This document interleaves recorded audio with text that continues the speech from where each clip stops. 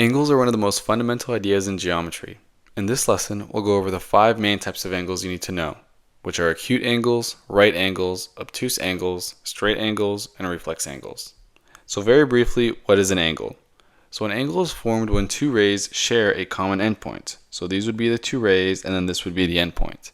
That endpoint, so right here, would be called a vertex. The two rays are called the sides of the angle. So like this would be side A and side B, for example. Angles are usually measured in degrees, and a full circle contains 365 degrees. So now that we have that out the way, let's go over what an acute angle is. So an acute angle is an angle that measures less than 90 degrees.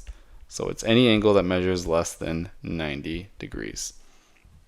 So examples could be 20, 35, 60, 85 degrees, as long as it's less than 90 and obviously greater than 0. So these angles here are typically smaller angles. And so, for example, this angle that we have here, we could say this angle is 45 degrees. If we had to estimate, it looks about 45 degrees. Now, let's move to the next type of angle. What are right angles? So right angles measure exactly 90 degrees. Not a degree more and not a degree less. Exactly 90 degrees.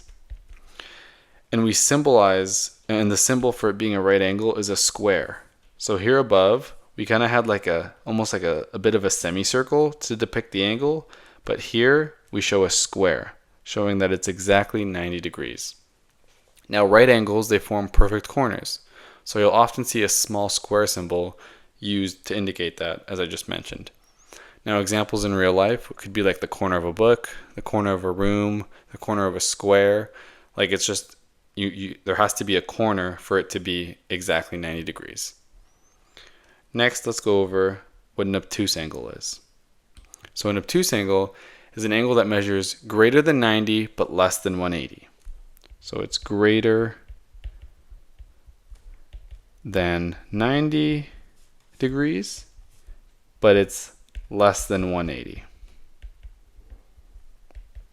Now 180 would just be a straight line, but we'll get into that later in the video. So examples here could be 110, 135, 150 degrees. And now this angle here, as we can see, if it was a 90-degree angle, it would be this, and then it would be a straight line up here. But since it's a little extra, if this is 90, we can say this may be like 115. So if we had to label this angle, we could say it's 115 degrees. Now obtuse angles, once again, they're wide angles and they're larger than right angles. And so imagine you had a clock and you had the clock was pointing at 4 o'clock. That would be an obtuse angle. So next, let's go over what a straight angle is. Now, as I mentioned earlier, a straight angle is quite literally just that. It's a straight line. And this here is the angle. Now, the straight angle measures exactly 180 degrees. Exactly 180 degrees. It forms a straight line. And the key idea is that the two right angles together make a straight angle, because 90 plus 90 obviously equals 180 degrees. Now, straight angles are important in geometry because they appear in linear planes and angle relationships. So they're often used to establish a baseline, if that makes sense. And now for our last type of angle, we're going to go over what a reflex angle is. And so a reflex angle measures greater than 180 but less than 360. So it's greater than 180 but less than 360. And that would be 180 and 360 degrees. And so right here, for example, this is our angle. So we start here, and then the second ray is right over here, and the vertex is over here. So this angle is greater than 180 because 180 would be a straight line, and in this case, it's less than 270 because 270 would be this line here. So it doesn't go that far. So if we had to estimate what this angle is, we could say it's 225 degrees. Again, we could have, if we had another example and the ray was over here, then it would be greater than 270, which would be over here, but less than 360, which would come all the way around. Because as we mentioned earlier, a circle is 360. And so if it was over here in this plane, this would also be a reflex angle. Because once again, it's greater than 180, but it's less than 360. And so let's go over a super quick summary of all the angles. So if I were to tell you what is an acute angle, it would be less than 90. And feel free to pause the video and try these on your own, but it would be less than 90 degrees. If I were to ask you what a right angle is,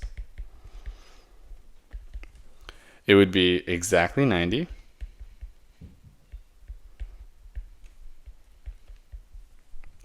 If I were to tell you what is an obtuse angle, and once again, feel free to pause the video and try it on your own. An obtuse angle would be between 90 and 180.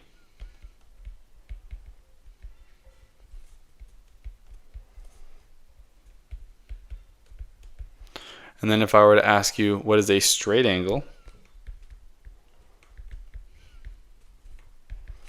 it would be exactly 180 degrees. And then for the last example, if I were to ask you for a reflex angle, it would be between 180 and 360 degrees.